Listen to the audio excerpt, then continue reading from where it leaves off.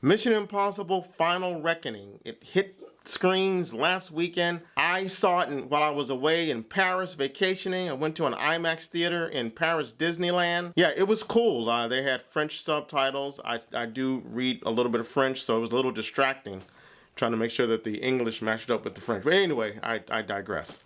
Mission Impossible, the Final Reckoning. It's here. The end of the franchise.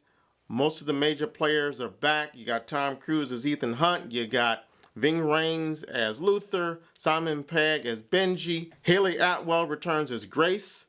And then we had some other lesser characters that we saw in Mission Impossible Dead Reckoning. Palm Clementif, hope I'm pronouncing that right, who was also Mantis in Guardians of the Galaxy. She plays an assassin named Paris, and she becomes a part of the MI squad. And we have another character, a really minor character.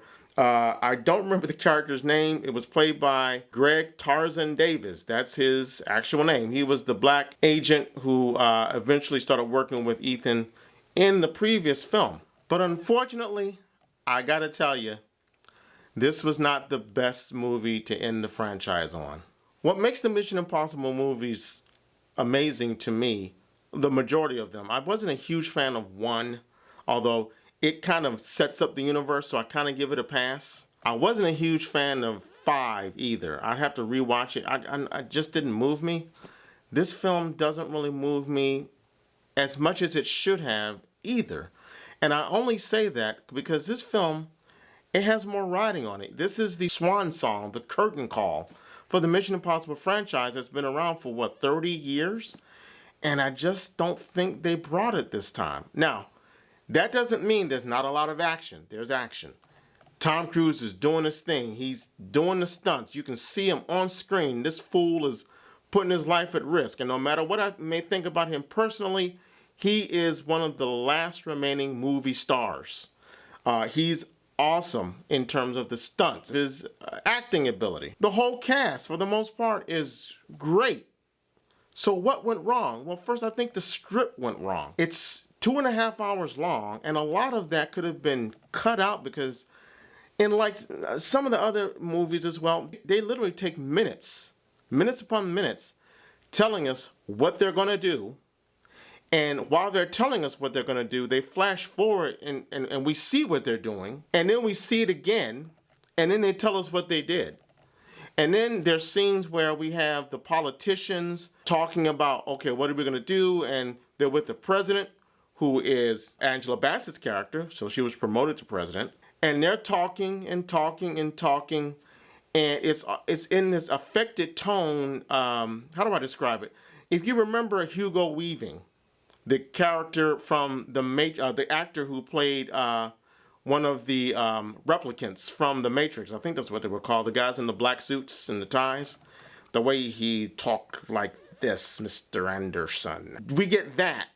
Minutes upon minutes of people talking like that, and it is so annoying. There's so much exposition, and while they're going through the exposition, okay, you're going to do this while we defuse that, while you try to break into there, and you do that, and you try to steal that. They do all this exposition, and they're showing us clips of it in the future before they actually do it, but they're showing us the clips of them doing it. And then sometimes they'll flash back to the past to show us this is what we did before, so we'll do this again. So let's show you what we're going to do again like we did before.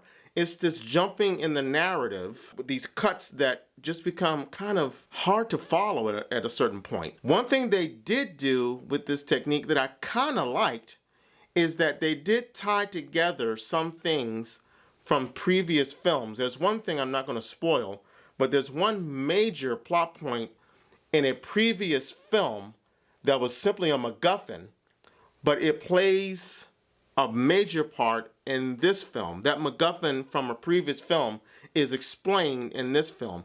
And it's kind of cheap, but it's also like, okay, I see what you're doing. You're trying to tie some things together.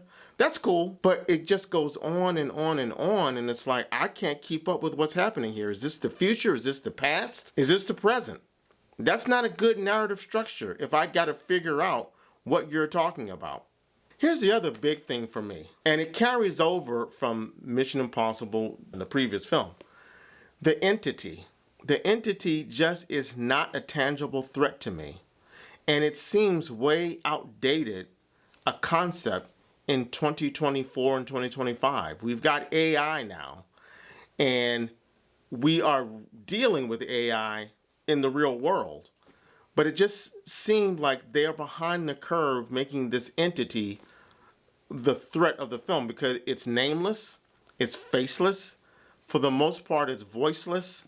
It's nothing that Ethan can punch, it's nothing that Ethan can fight with or shoot at. It seems like a desperate attempt to be relevant, but the entity, I just didn't see it as a threat at all. Now, I will say that this film does raise the stakes. It attempts to raise the stakes with what the entity is capable of doing, almost to the point where this film is a post-apocalyptic narrative. And I don't want to give away too much, but let's just say that the entity has pretty much taken over the world. While it would be interesting to play with AI in a story as a concept, because we're living it today, is it a fresh concept? I gotta say no. We have to believe that the entity is such an existential threat only because the script says so. In other words, we hear dialogue that says, well, the world is in trouble. We are facing nuclear war. The entity has gotten into all of the hardware of every major country, the nuclear footballs of every country. There's mass famine, there's this, there's that. We don't see any of that. There is a reference made to an entity cult, a religious cult that has been developed around the world because of the entity. We don't see any of that. We only get two references to this religious cult. One of them is just a nameless thug who attacks Ethan because he says, I can't let you stop the entity. And then we see a newsreel where one of the religious cult leaders is talking about how the entity is going to save us all. And that's it. Now that's an interesting concept, but they don't do anything with that. And because the entity is a nameless, faceless, non-physical threat, the script throws in this, what I consider to be this lame character played by Esai Morales. Yes, Esai Morales, who I think is a great actor. I've loved him in everything I've seen him. And most recently, he played the drug dealer in Ozark. He was amazing in that. Here, I don't know what's happening with him. I don't know if he was directed to act like this. He is terrible. He was plausible in the first film. In this film, it's almost like he was created by the entity, or he has this love affair with the entity. It's not explained how he interacts with the entity or why he's given this stature by the entity, or it's like the entity has crowned him to be his physical emissary. And it just doesn't make any sense. Remember the Lord of the Rings where you had Sauron, who was the villain. We never saw him except for at the beginning of one of the films where he had a battle. But throughout the entire narrative, all he was represented as was an eyeball on top of his tower. That's all he was.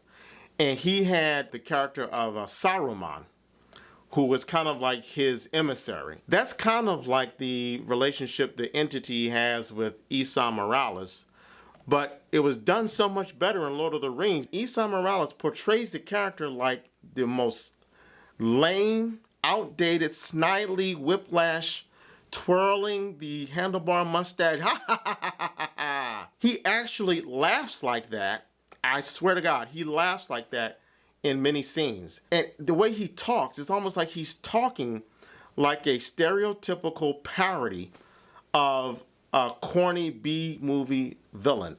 It was totally off-putting, and I just didn't get what he was doing in this movie whatsoever. And it just comes off as corny because his only motivation, literally, is he wants to rule the world.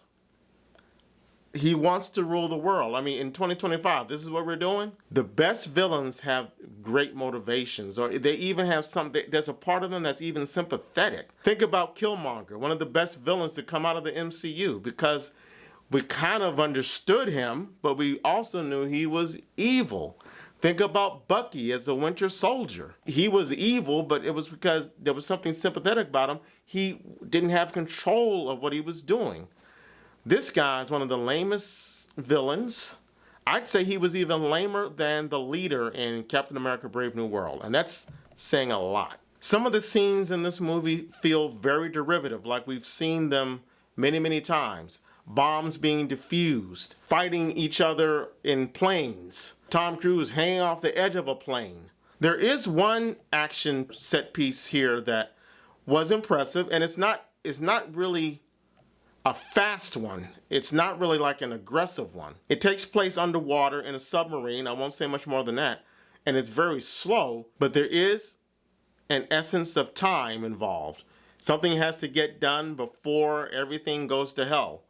And that was probably the most effective scene in the movie in terms of action for me, because it was new to a certain degree. Now, if you remember, I think it was Mission Impossible 5, Tom Cruise has to jump down into this underwater armory and he has to hold his breath. It's kind of similar to that, but there's a little twist on it. It's a very implausible twist. I'm not going to say anything, but it's one of the scenes, while it is exciting, it's the scene that says, okay, geez, Tom Cruise is now a superhero. Because what he does, or what he ends up doing in this scene, there's no way he would have survived, but you just got to go with it. And that's another thing about this movie, not necessarily a bad thing, but boy, they really pack on the fact that, okay, Ethan, you're the only person that can save the entire planet. It all comes down to one man.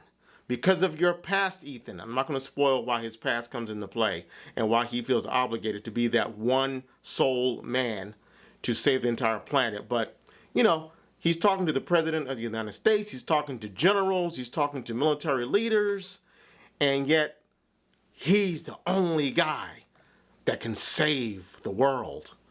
And that got a little overbearing at a certain point. I mean, yeah, I know, you know, if you watch a James Bond movie, again, he's the only guy who can save the world. But his stuff was kind of covert. Here, in this movie, everybody knows who Ethan Hunt is. And yet all these military leaders are like, only he can do it. It just, I mean, yeah, okay. So overall, I would say it is a very disappointing way to end this franchise. The script is not great. The narrative is hard to follow. Jumping back and forth in time. I like the fact that they showed us clips from previous Mission Impossible films that had a nice tinge of nostalgia. There were moments that I kind of choked up a little bit where, you know, these characters are talking to each other, and while they're talking about the mission at hand, you know that the subtext is that they're never going to see each other again after this mission. And these actors are never going to see each other again because this is the end of 30 years of a franchise. So there were some touching moments in regards to that. So I got to say that this is not one of my favorite Mission Impossible films, which is disappointing because, like I say, this closes out the franchise. I was prepared to give this only 2.5 reels, but because of those action set pieces, particularly the one that takes place underwater, which is, even though it's implausible, right, what happens, I would say I'm going to bump it up to 3 reels, which makes it a good film. Makes it good. I mean, it's not horrible. I mean, even Mission Impossible 5 was a good film, just wasn't one of my favorite.